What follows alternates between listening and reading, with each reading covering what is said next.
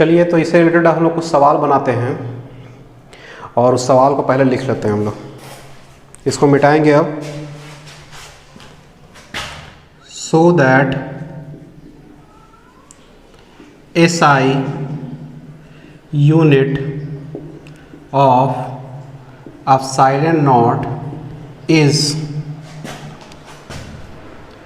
Farad per metre.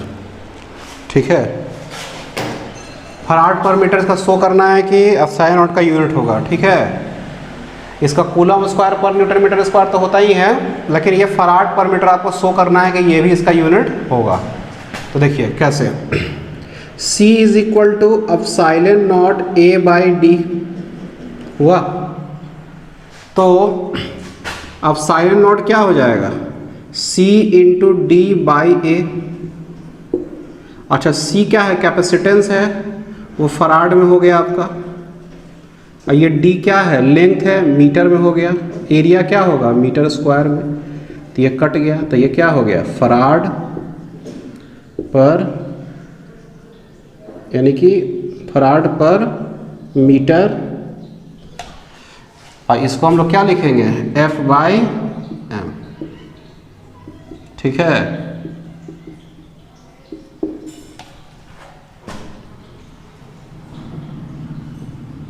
Farad per metre, ये इसका SI unit हो गया एप्सिलॉन नॉट का। ठीक है, ये कूलम स्क्वायर पर न्यूटन मीटर स्क्वायर तो होता ही है, क्योंकि इसका वैल्यू क्या होता है 8.85 इंटू 10⁻⁻12 कूलम स्क्वायर पर न्यूटन मीटर स्क्वायर। लेकिन यहाँ पे आपको फराड पर मीटर करना है। ठीक है, चलिए क्वेश्चन और कर लेते हैं। Calculate the capacitance of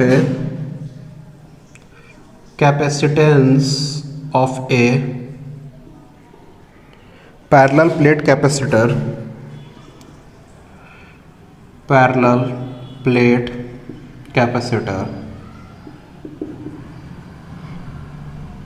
having 20 centimeter square plates separated by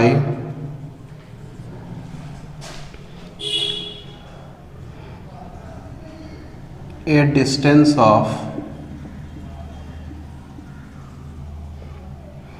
1 millimetre. Capacitance निकालना है पैरेलल प्लेट कैपेसिटर का। स्क्वायर प्लेट का एरिया इतना दिया हुआ है, दोनों प्लेट का इतना इतना रहेगा, and separated by a distance of 1 millimetre, यानी कि डिस्टेंस D भी दिया हुआ है। वी नो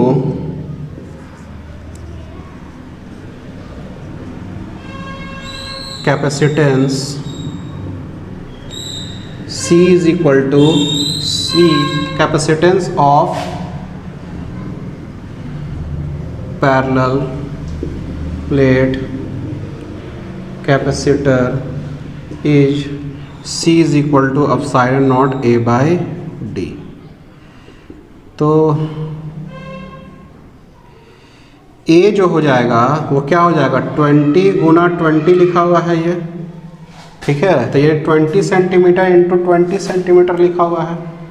तो इसको जब हम मीटर में करेंगे तो 10⁻⁻2 इंटू 10⁻⁻2 मीटर स्क्वायर। ठीक है, ऐसा डायरेक्टली नहीं लिखिए, पहले इसको लिख लीजिए। ये क्या था, सेंटीमीटर स्क्वायर हो गया ना, centimetre square.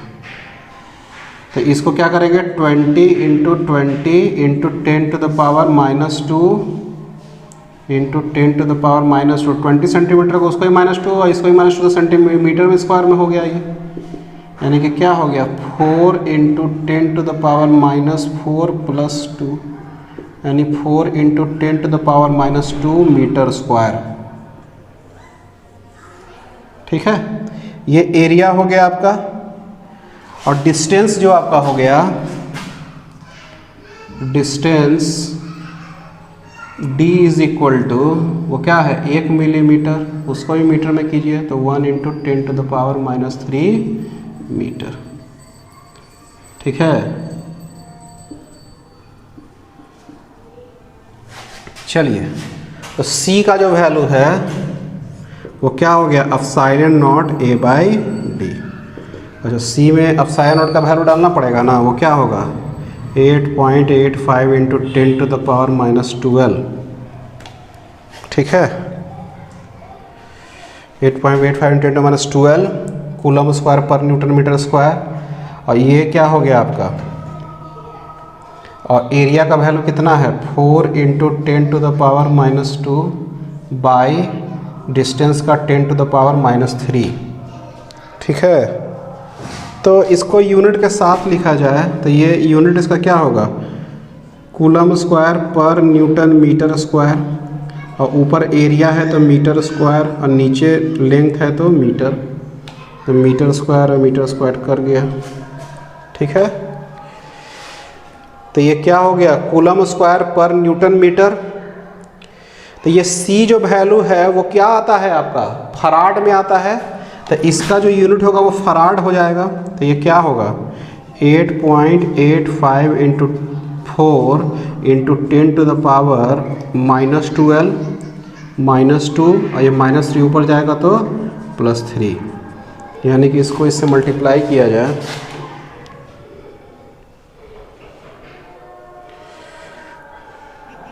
8.85 Guna 4 35.4 into 10 to the power -14 में से 14 में से 3 गया तो -11, और इसको और छोटा करेंगे 3.5, तो इसको और क्या करना पड़ेगा, बड़ा करना पड़ेगा 10 टू द पावर -10 फराड। तो देखिए ये जो फराड आया ना 10 टू द पावर -10, तो 10 टू द पावर -10 को इसको पिको फराड कर देंगे। 10 टू द -6 होता है तो इसको क्या कर देते हैं, माइक्रो फराड कर देते हैं। लेकिन ये 10 टू द -10 है तो इसको क्या कर देंगे, पिको फराड, यानी 3.5 पिको फराड। ठीक है, ये इसका आंसर आ गया, इसीलिए C is equal to 3.5 pico farad. चलिए इसको उतारिएगा, फिर हम लोग स्फेरिकल कैपेसिटर की तरफ बढ़ेंगे। चलिए अब आ जाते हैं स्फेरिकल कैपेसिटर की तरफ। पहले पैरेलल प्लेट कैपेसिटर देखे थे, अब स्फेरिकल कैपेसिटर। स्फेरिकल कैपेसिटर में दो स्फेयर रहेगा, एक स्फेयर जिसपे चार्ज +q, रेडियस r1 और पोटेंशियल v+। ठीक है, और ये टर्मिनल का नाम दे देंगे B, और इससे एक ऊपर में हॉलो स्फीयर रहेगा, और ये हो जाएगा, इसका नाम दे देंगे A, इसका रेडियस है r1, पोटेंशियल है इसका V-, और चार्ज है इसका -q। ठीक है, चार्ज इसका क्या है -q।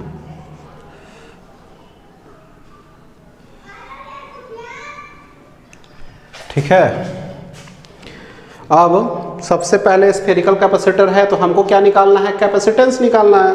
कैपेसिटेंस निकालने के लिए इलेक्ट्रिक फील्ड निकालेंगे। Q तो हमको पता ही है, +q और -q है। ठीक है, पहले यहाँ पे लिख देते हैं, here sphere B may be hollow और सॉलिड स्फीयर।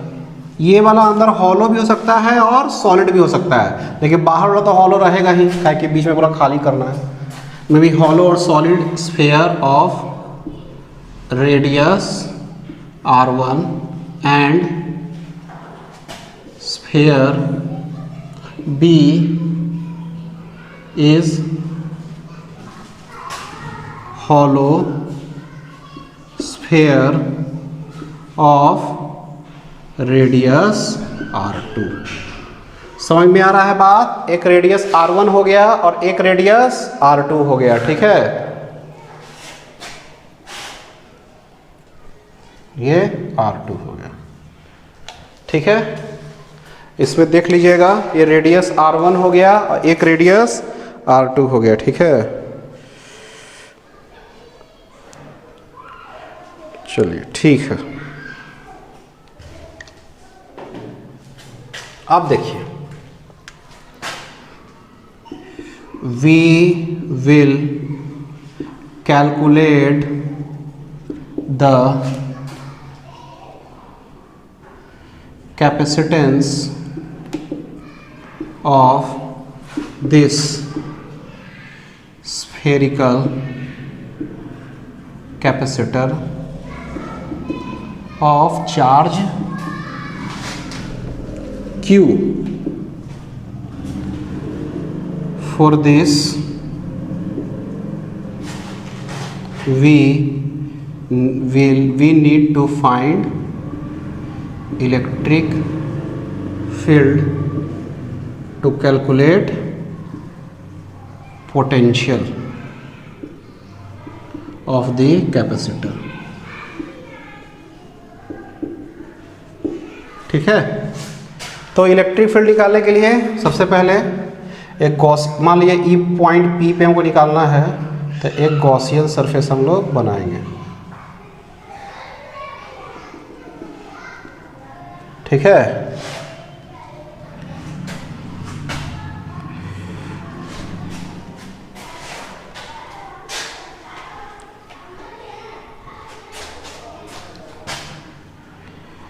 अच्छा, इस पे जो इलेक्ट्रिक फील्ड होगा वो बाहर के साइड में आएगा। Electric field at P is E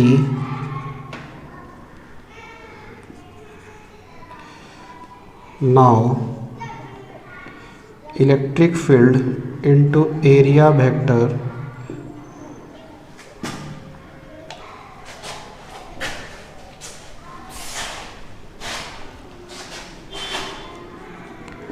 now flux del phi is equal to electric field into area vector, ठीक है। अच्छा, इलेक्ट्रिक फील्ड और एरिया वेक्टर दोनों के बीच का एंगल 0, और ये E बाहर निकल जाएगा तो ds, और ये यहाँ से यहाँ तक का, इसका आप क्या कर लीजिए, इसको x मान लेते हैं, यहाँ से यहाँ तक का दूरी x, ठीक है। तो E इंटू 4 x स्क्वायर, ये सरफेस एरिया हो गया गॉसियन सरफेस का, ठीक है। अच्छा, now E into 4 x square is equal to charge enclosed by epsilon naught, और चार्ज कितना है, बड़ा वाला Q है, पूरा का पूरा चार्ज इनक्लोज है इसमें बाई एप्सिलॉन नॉट, और E into 4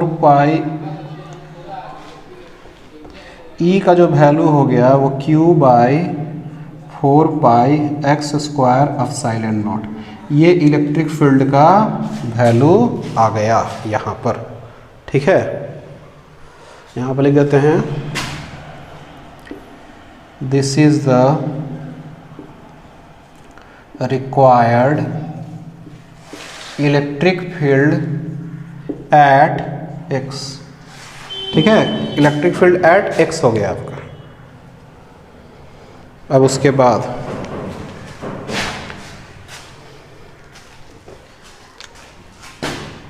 now potential difference V is equal to v plus minus v minus is equal to minus integration of E dot D R. ठीक है, और ये कहाँ से कहाँ तक जाएगा, R2 से R1 तक। R2 से R1 ही तक जाएगा ना, ये x का वैल्यू R2 से R1 तक जाएगा, यानी v माइनस से v plus. v minus initial था, v प्लस फाइनल था, तो R2 से R1 तक गया। ये v is equal to minus of integration. अच्छा, ये जो जाएगा इलेक्ट्रिक फील्ड इधर है और जा इधर से इधर रहा है, दोनों के बीच का एंगल 180 डिग्री, यानी कि कॉस 180 डिग्री, यानी कि माइनस ई डी आर हो जाएगा। पहले हम कर चुके हैं इसलिए बार बार नहीं करेंगे। तो ये अंदर में ई डी आर हो गया और ई बाहर निकल गया तो सिर्फ डी आर हो गया। और ई का वैल्यू मेरे पास कितना है, q by 4 pi x square epsilon naught. और डी आर जो आपका है यहाँ से यहाँ तक जाएगा। ठीक है, सॉरी, अब इसको क्या करना होगा कि इसको डिफ्रेंशिएट करने का है ना। यहाँ R2 से R1, R2 से R1, R2 से R1। ठीक है, तो ये जो हो गया E डी आर नहीं, इसको हम लोग इसको ऐसा करते हैं ना, यहाँ पे x के जगह पे नहीं लेके इसको r ले लेते हैं। ठीक है, थोड़ा आसान रहेगा समझने में आपको, बस और कोई कारण नहीं है। r ले लिए इसको, यहाँ पे भी r ले लीजिए इसको। ठीक है, चलिए तो इसको ऐसा करते हैं आप,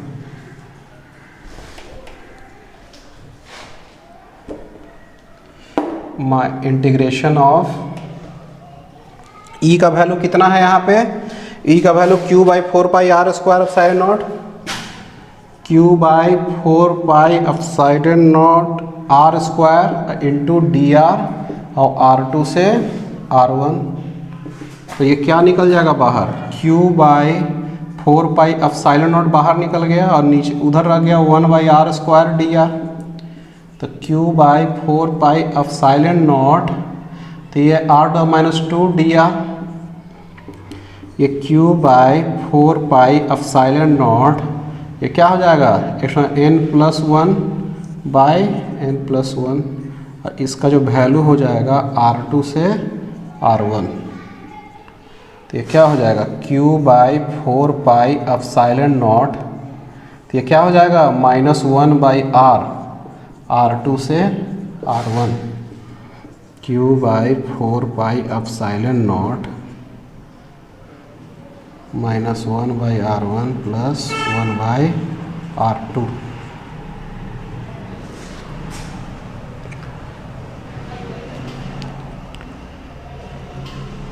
ठीक है ना, ये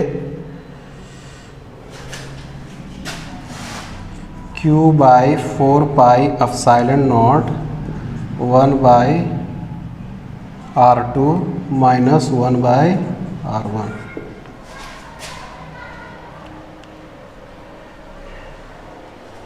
इसको देखिए ये सही है कि नहीं यहाँ तक, और इसको 1 मिनट उतारिएगा इसको।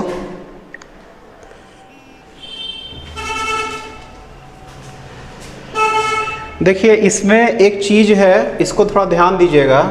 इधर से इधर जो जा रहे हैं, तो ये जो नेगेटिव का जो साइन यहाँ पे लिए हैं ना, इसको ध्यान से सुनिए, इसमें थोड़ा अलग से खाली देखिए, ये R2 है, ये बड़ा है और R1 छोटा है, ये तो यहाँ पे क्लियर है।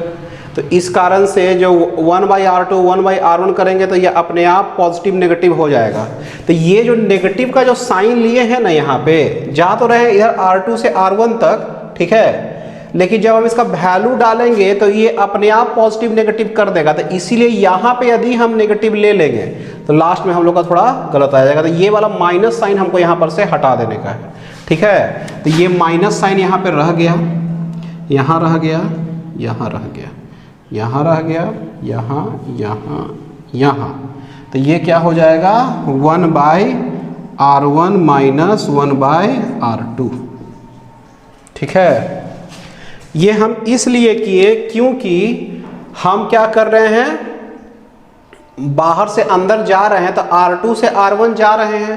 पहले हम डिस्टेंस D जाते थे तो पता नहीं चलता था कि डिस्टेंस D क्या था, दोनों के बीच का जो डिफरेंस था वो पॉजिटिव नेगेटिव से इसको मतलब नहीं था, ठीक है। लेकिन यहाँ पे क्या है ना, डिस्टेंस D था, लेकिन यहाँ पे क्या है, R2 है और R1 है, तो ये R2 माइनस R1 अपने आप करेंगे तो अपने आप नेगेटिव हो जाएगा वहाँ पे, इसीलिए यहाँ पे माइनस का साइन नहीं दिए हैं, अपने आप क्या हुआ वहाँ पे वो पॉजिटिव नेगेटिव आ जाएगा, ठीक है। तो यहाँ पे जो मेरे पास जो V का जो वैल्यू आ गया वो क्या आ गया, Q by 4 epsilon not 1 by R1 minus 1 by R2। तो ये Q by 4 epsilon not R2 minus R1 by R1 R2, ये V का वैल्यू आया, ठीक है। इसको देखिएगा अच्छे से। चलिए इसमें हम लोग लिखेंगे एक line,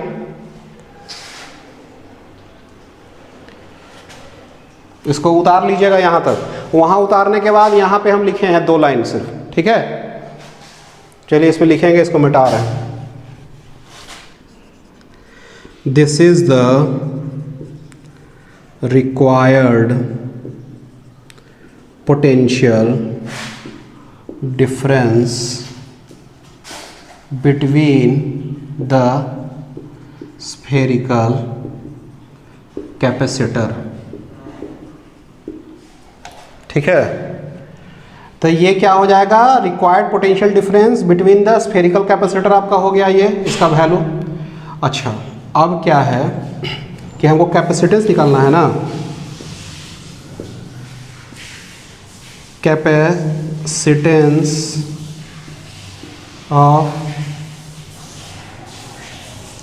spherical capacitor C is equal to Q by V। Q और V का वैल्यू हम डालेंगे, Q R2 माइनस R1, ये क्या होगा 4 epsilon naught R1 R2। Q cut गया तो ये क्या बच गया, 4 epsilon naught R1 R2 by R2 minus R1। C is equal to 4 epsilon naught R1 R2 by R2 minus R1, ये हो गया। दिस इज द, इसको लिखिए यहाँ पे, दिस इज द रिक्वायर्ड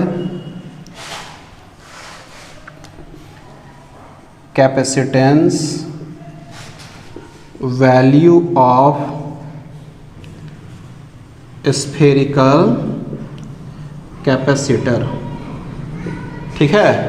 तो ये स्फेरिकल कैपेसिटर का आपका कैपेसिटेंस का वैल्यू आ गया, ठीक है। चलिए इसको देखिए। तो हम लोग जो स्फेरिकल कैपेसिटर देख चुके हैं उसका कैपेसिटेंस का जो वैल्यू है वो कितना आ गया है आपका 4 epsilon naught R1 R2 by R2 minus R1, ठीक है। यानी कि इसमें दोनों रेडियस का, दोनों स्फेयर का रेडियस का भी यूज़ आएगा और दोनों रेडियस के बीच का जो डिस्टेंस होगा उसका भी यूज़ आएगा कैपेसिटर्स के वैल्यू में, ठीक है। यानी कि दोनों के बीच का जो डिस्टेंस है R2 माइनस R1 यदि वो बढ़ेगा तो इसके कैपेसिटेंस का वैल्यू क्या होगा, डिक्रीज करेगा, क्योंकि ये बढ़ेगा तो C का वैल्यू डिक्रीज करेगा, ठीक है। तो दूरी बढ़ने से यानी कि ये जो स्पेसिंग है वो बढ़ने से क्या होगा, कैपेसिटेंस का वैल्यू डिक्रीज करेगा स्फेरिकल कैपेसिटर में। चलिए अभी इसी स्फेरिकल कैपेसिटर में, अभी इसी स्फेरिकल कैपेसिटर में हम लोग कुछ क्लॉज देखेंगे जो बहुत इंपॉर्टेंट है, ठीक है। चलिए इसको लिखेंगे। कैपेसिटेंस का वैल्यू कितना आया है, C is equal to 4 epsilon naught R1 R2 by R2 minus R1, ठीक है, यही ना आया है। चलिए तो इसमें अब लिखते हैं आइसोलेटेड स्फीयर लिखते हैं।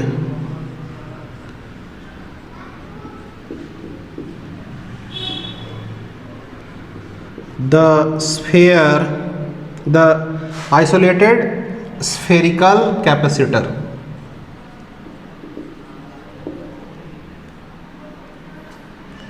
sphere in spherical capacitor in which outer sphere is so large that R2 is very greater than R1, then the value of capacitance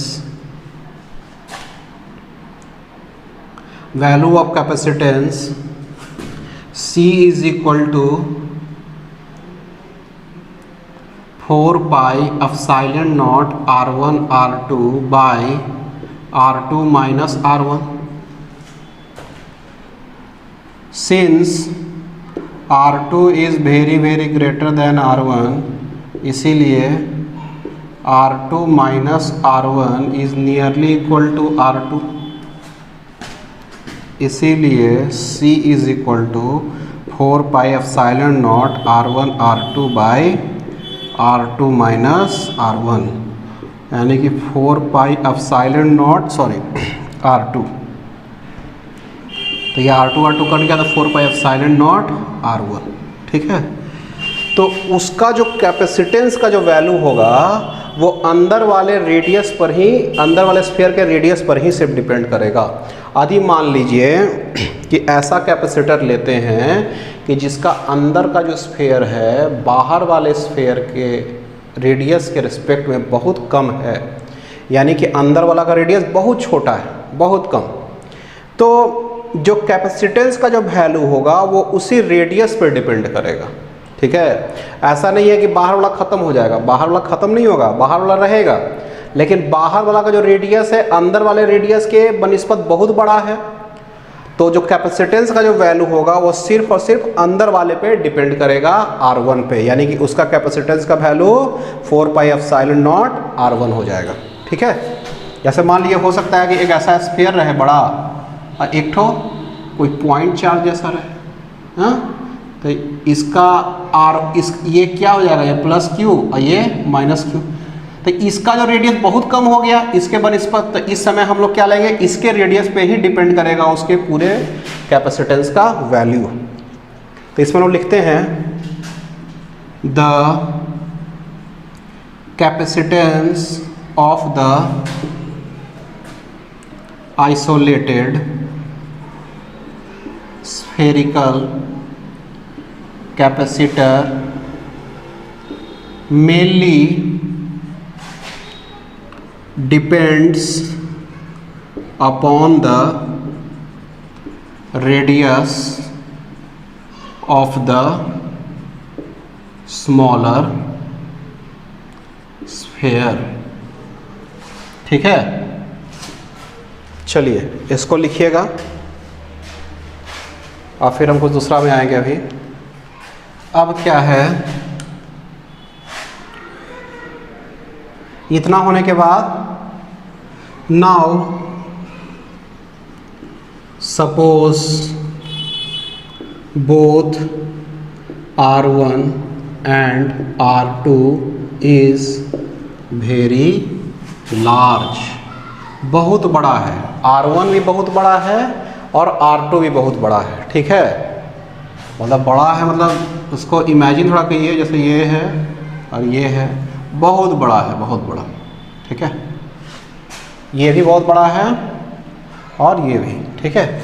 उसका भी देखिए कैसे आएगा, उसको फिगर हम बनाए हैं वो आपको समझाने के लिए। तो यहाँ समझिए बहुत R1 R2 क्या है, बहुत बड़ा है, देन बहुत बड़ा है and R2 minus R1 is equal to D, ये दिया हुआ है, ठीक है। इसलिए R1 R2 is equal to R into R, यानी कि R स्क्वायर, इसको ऐसे लिख सकते हैं। इसलिए 4 pi epsilon naught R1 R2 into is equal to 4 pi epsilon naught r into R, यानी कि 4 pi epsilon naught r square. ठीक है, इसीलिए कैपेसिटेंस का जो वैल्यू C का जो हो गया वो 4 pi epsilon naught r1, 4 pi epsilon naught r1 r2 by r2 minus r1 का जो वैल्यू हो जाएगा वो 4 pi epsilon naught r square by D.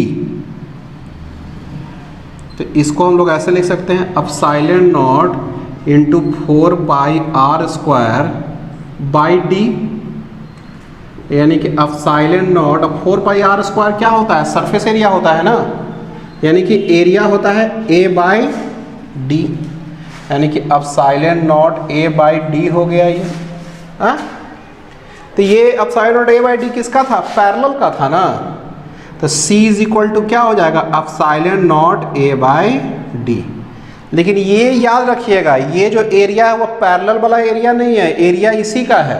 ठीक है, ये स्फेरिकल कैपेसिटर ही का एरिया है ये, और D क्या है, दोनों के बीच के प्लेट के बीच का डिस्टेंस है वो D। ठीक है, तो एक तरह से ये देखा जाए तो पैरेलल प्लेट जैसा हो जाएगा कैपेसिटेंस। वो क्यों, क्योंकि ये बहुत बड़ा रहा, ये भी बहुत बड़ा रहा, तो कोई छोटा पार्ट हम लेते हैं तो ये वाला भी लगभग स्ट्रेट जैसा दिखेगा, ये भी स्ट्रेट जैसा दिखेगा, तो पैरेलल प्लेट जैसा ये बन गया।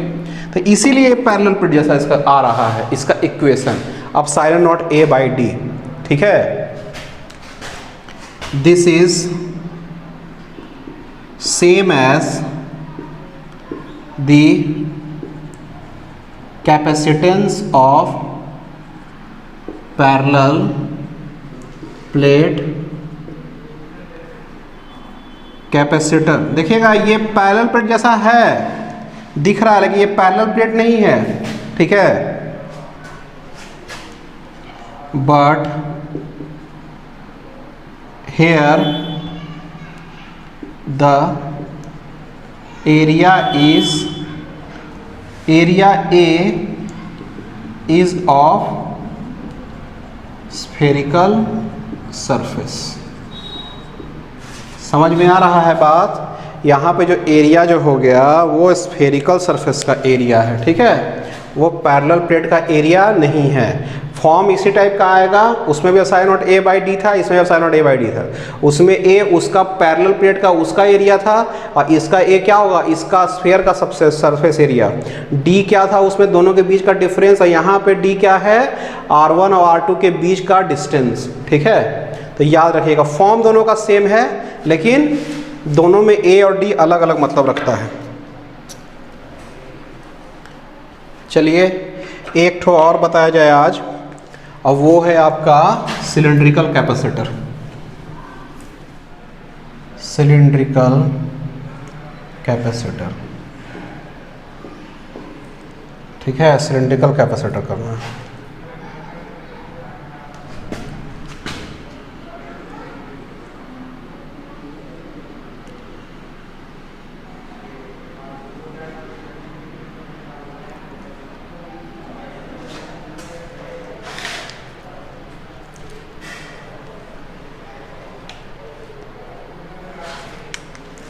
ऐसा लेते हैं,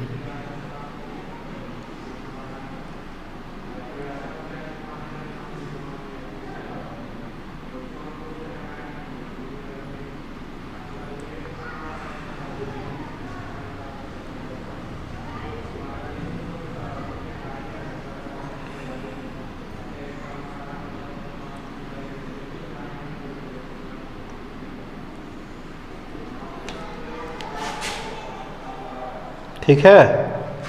ये हो गया V प्लस, ये हो गया प्लस Q चार्ज, ठीक है, ये हो गया माइनस Q चार्ज, ये V माइनस, इसको A, इसको B, ठीक है। अच्छा, इसका रेडियस R1, इसका रेडियस R2, ठीक है। यहाँ तक समझ में आ रहा है बात?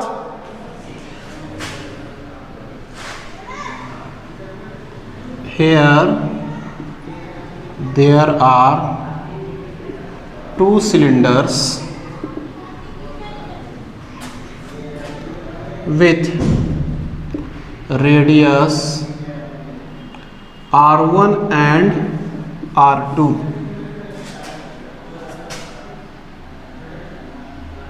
and charge plus Q and minus Q is given.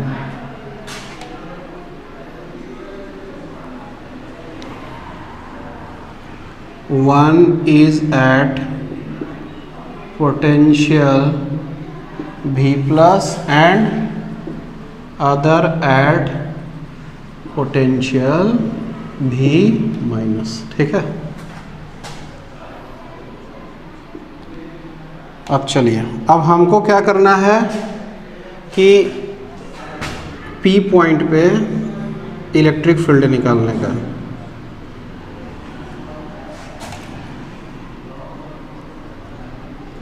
Make a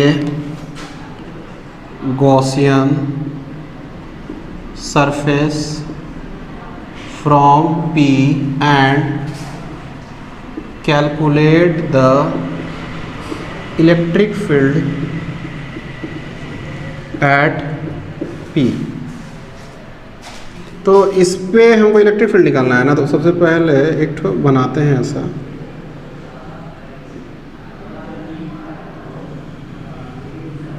ठीक है, और यहाँ से यहाँ तक का जो दूरी है, यहाँ से यहाँ तक का दूरी क्या ले रहे हैं, x ले रहे हैं, सॉरी r लेते थे ना, तो r ले रहे हैं। ठीक है, r, और इसका दूरी को मान लीजिए x ले लेते हैं, x।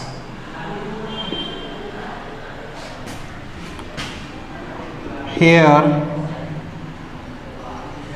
cylinder inside the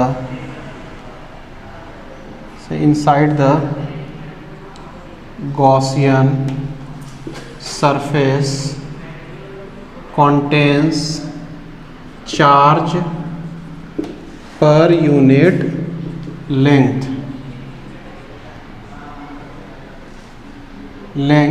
charge per unit length lambda is equal to q by l। ठीक है, इसीलिए चार्ज इनक्लोज्ड inside the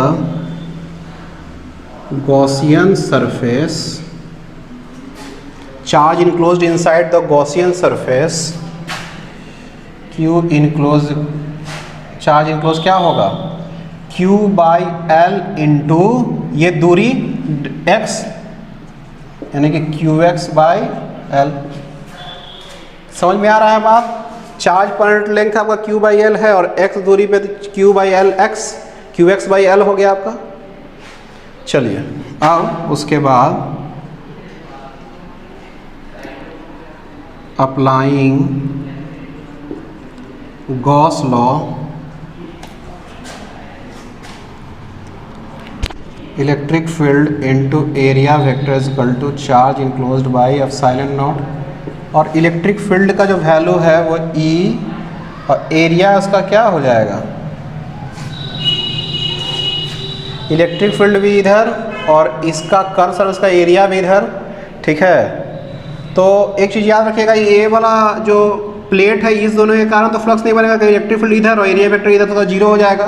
तो जो कर्वी पार्ट से खाली होगा, अप्लाइंग गॉस लॉ, तो electric field into area vector equal to charge enclosed by epsilon naught, और इसका एरिया क्या हो जाएगा आपका 2 पाई आर इसका सरकमफ्रेंस, और बाय डिस्टेंस इसको मल्टीप्लाई कर देंगे 2 पाई आर एक्स, ये कर्व पार्ट का एरिया हो जाएगा। तो E into 2 pi R X is equal to QX by L epsilon naught. ठीक है, यहाँ तक समझ में आ रहा है? तो x कट गया, तो E का जो वैल्यू आ गया Q by 2 pi epsilon not R into L. आ रहा है बात समझ में? 2 pi epsilon not R into L. अब ये जो इलेक्ट्रिक फील्ड का जो वैल्यू है, अब हम लोग क्या करेंगे, ये वाला तो आपका आ गया। अब हम लोग क्या करेंगे, पोटेंशियल डिफरेंस निकालेंगे इस इलेक्ट्रिक फील्ड से। Now v plus minus v minus minus integration of E dot D are. D R कहाँ से कहाँ जाएंगे हम लोग, A से B। यहाँ देखिए अभी भी हम लोग इसको नेगेटिव नहीं करेंगे क्योंकि R2 से R1 जा रहे हैं ना, तो इसको सही रहने देते हैं। अब v plus minus v minus से क्या हो जाएगा,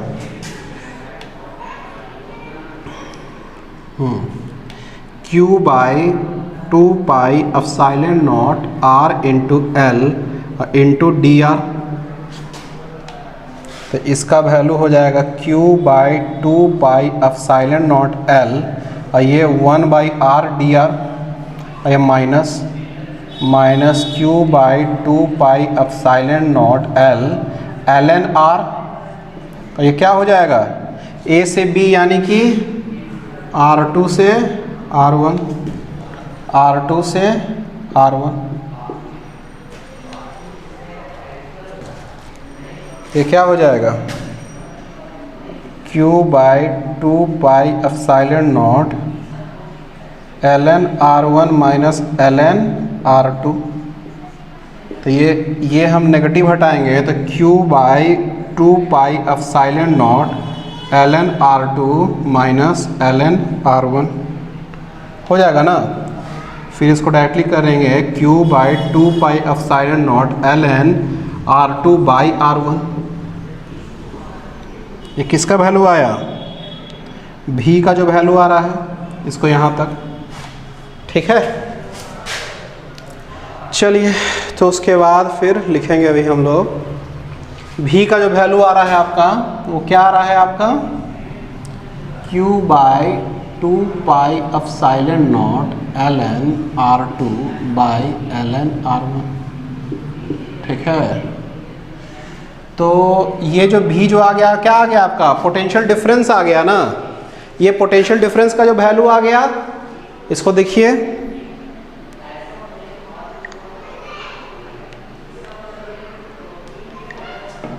अब देखिए 2 पाई एप्सिलॉन नॉट, छूट गया क्या कुछ, 2 पाई एप्सिलॉन नॉट L था ना, यहाँ पे L छूटा हुआ है, देखिए ये L, तो ये भी L हो गया, 2 पाई एप्सिलॉन नॉट, ये V का वैल्यू आ गया। अब चलिए हम थोड़ा मिटाएंगे, उसके बाद कुछ और लिखेंगे। Now capacitance C is equal to Q by V, ठीक है। Q क्या है, Q तो Q ही रहेगा। V का value Q by 2 pi epsilon naught L N R2 by R1। तो ये Q कट गया, तो ये क्या होगा, 2 pi epsilon naught L N R2 by R1। यानी कि C का जो वैल्यू आया वो 2 pi epsilon naught by L N R2 by R1, ठीक है। तो ये कैपेसिटेंस का वैल्यू आया सिलेंड्रिकल कैपेसिटर में। R2 बाहर वाला का रेडियस, R1 अंदर वाले का रेडियस, इसी दोनों चीज पे आपका इस कैपेसिटेंस का वैल्यू डिपेंड कर रहा है। अब एप्सिलॉन नॉट तो फिक्स है, 2 पाई फिक्स है आपका। दिस इज द required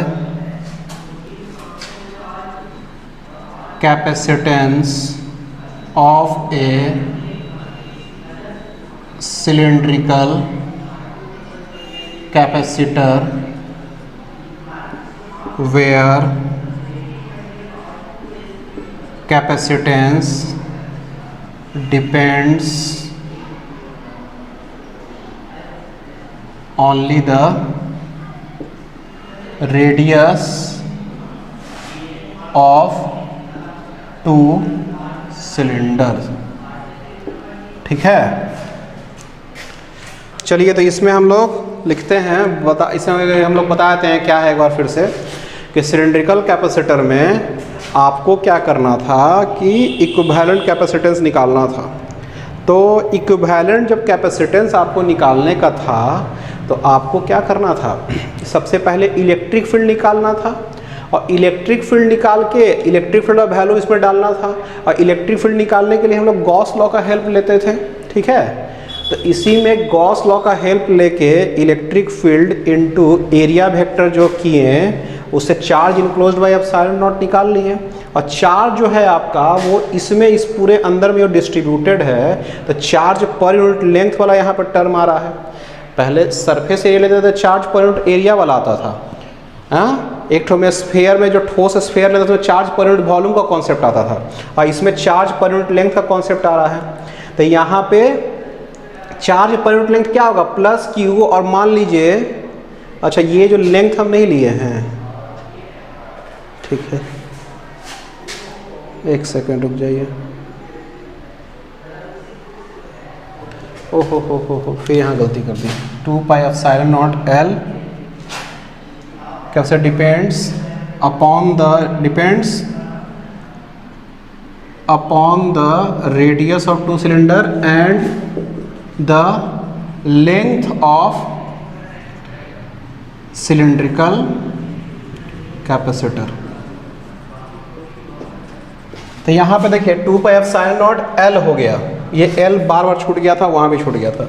ठीक है, तो 2 पाई एप्सिलॉन नॉट, तो यहाँ पे जो आपका जो है वो कैपेसिटेंस का जो वैल्यू है, तो आपका इलेक्ट्रिक फील्ड का वैल्यू निकाल लिए, Q by 2 pi epsilon not R into L निकाल लिए। अब उस इलेक्ट्रिक फील्ड से यहाँ वैल्यू डालकर हम लोग पोटेंशियल डिफरेंस निकाल लिए, इसके और इसके बीच का पोटेंशियल डिफरेंस का वैल्यू मेरा कितना आ गया था, इतना आया था, ये वाला फाइनल आया था। इसके बाद ये वाला स्टेप लिखे थे, Q by 2 epsilon naught L ln R2 by R1, जिसको यहाँ भी हम लिख दिए हैं। और उसके बाद जो कैपेसिटेंस का जो वैल्यू आएगा वो Q बाई V, Q तो पता ही है और V का वैल्यू हम निकाले हैं, Q by 2 epsilon naught L ln R2 by R1, वो ऊपर गया, और ये 2 pi epsilon naught L by ln R2 by R1 आ गया। ठीक है, तो ये आपका जो हो गया रिक्वायर्ड कैपेसिटेंस का वैल्यू हो गया। ठीक है, अब जो अगला क्लास में हम लोग देखेंगे वो देखेंगे कि हम लोग एक से अधिक जब कैपेसिटर रहे तो उसको कंबाइंड करके एक कैपेसिटेंस का वैल्यू निकालेंगे। जैसे मान लीजिए कि बहुत सारा कैपेसिटर रहेगा, C1 C2 C3 C4, तो सबको मिलाकर एक कैपेसिटर बनाएंगे, पैरेलल में भी, सीरीज में भी, और फिर कॉम्बिनेशन में भी। ठीक है, तो वो हम लोग का अगला रहेगा। और उसके बाद जो हम लोग देखेंगे वो डाइलेक्ट्रिक के बारे में देखेंगे, कि जब कैपेसिटर का जब प्लेट है उसके बीच में हम एक मटेरियल घुसा देते हैं जिसको हम लोग डाइलेक्ट्रिक कहेंगे, तो उससे कैपेसिटेंस का वैल्यू किस तरह से प्रभावित होगा। ठीक है, तो वो हम लोग का अगला टॉपिक है। तो आज भर के लिए इतना ही है, और अगला टॉपिक के बारे में थोड़ा सा देख के आइएगा तो आप लोग को ज़्यादा आसानी होगा। ठीक है।